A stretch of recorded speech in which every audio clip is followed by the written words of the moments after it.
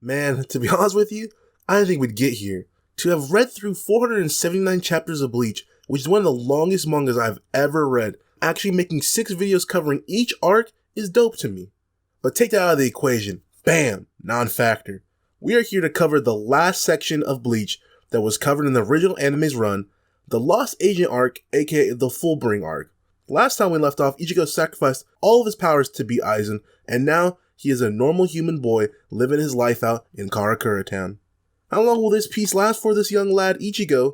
Who will cause him to spring back into action? Will I shed tears thinking about everything that has happened in Bleach up until now?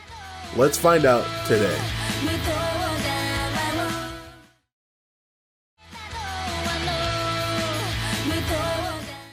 Alright, no quick hits today, as this entire arc was pretty much a quick hit in and of itself. I've pretty much said this the entire time I've been reviewing the series, but character development is king in my reading enjoyment tier list.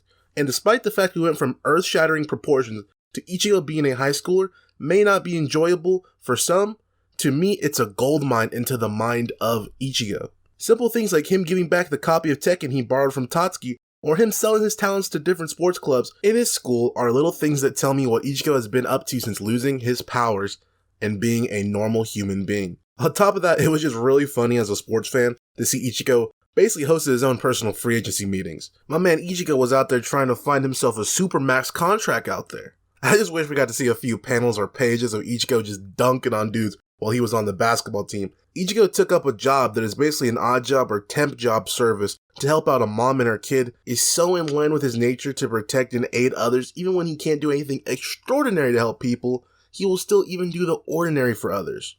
Ichigo can't live correctly without being a protector of some kind. I wonder if that'll come into play later in the arc.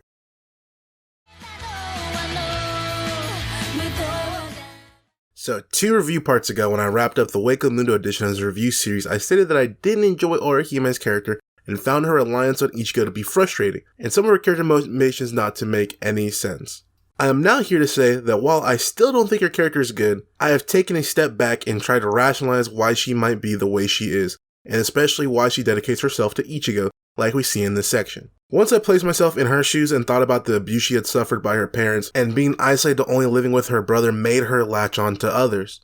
After the death of her brother and no longer having any family, her newest protector, Ichigo, is someone who protects her without even caring that he is doing heroic deeds and worthy of praise, but rather to protect himself from the pain of losing a friend and or family member.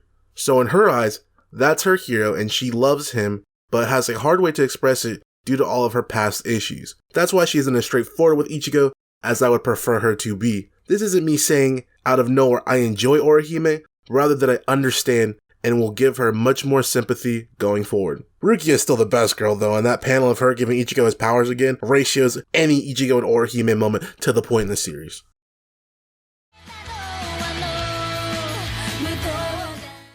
So the main point of this entire section was Ichigo's slump again, this time over the fact that he is normal and can't protect his loved ones again, sort of like how I predicted he'd be feeling last time. It's not even like anything big has happened in the 17 months since Aizen, but the little things like not being able to see ghosts while Karin can makes him feel worried for possible dangers he can't see.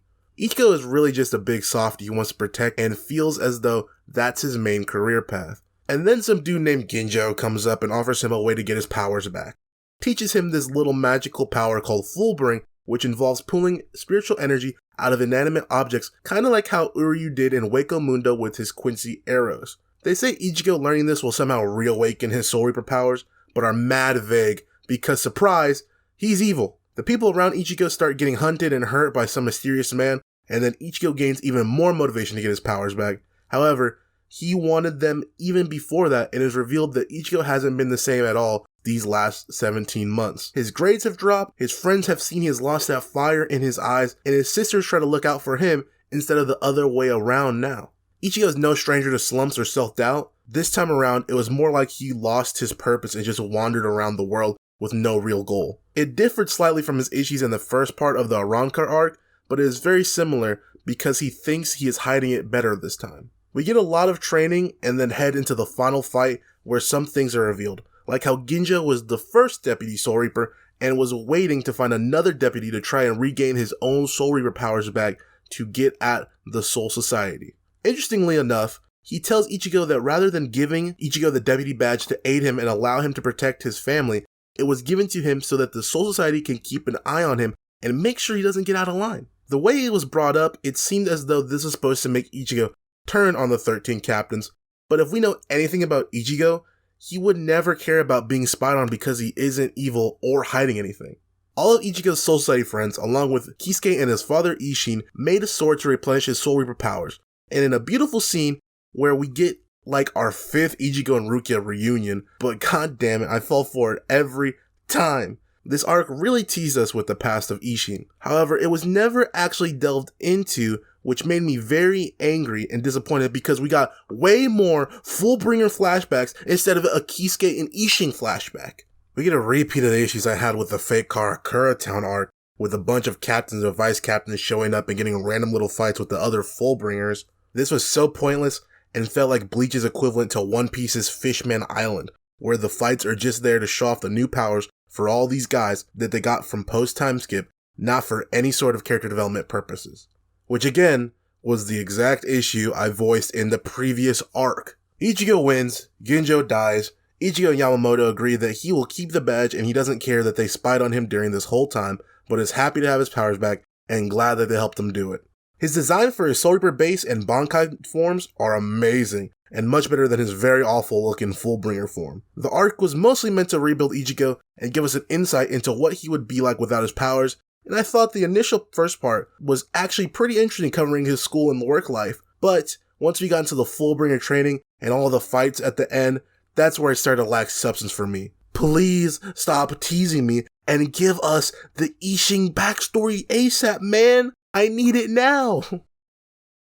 Since this is the last part of the Road to the Thousand Year Blood War manga review series, I thought I would do a little dissertation about what Bleach means to me and what doing the series has taught me throughout it. Bleach was really the first of the big three that drew me into anime as a young kid, watching Toonami back in the day. Ichigo just embodied everything I thought was cool, and the characters themselves were the most interesting to me. Seeing these guys in classic Japanese garb run around a modern city using swords to kill big demons just triggered the dopamine in my juvenile head. While One Piece became my favorite series of all time, and Naruto and myself have had a very tumultuous relationship, the fact that Bleach never got an ending in the anime angered me, and even though I'm no longer the little kid I was when I started watching, I feel almost the exact same way as I did back then now about the newest anime adaptation. So I thank any and every person that went on this journey to prepare for the 1,000 Year Blood War arc with me.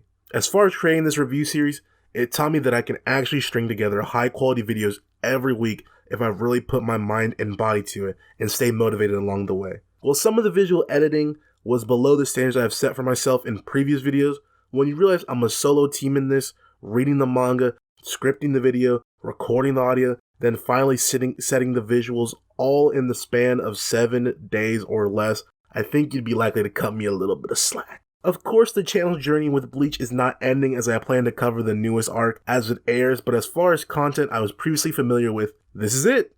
Ichigo has gotten some fresh new threads and is a little bit older now. He has gotten his Soul Reaper powers back and can still perform Bankai, but whether or not he can still use his holification is up in the air.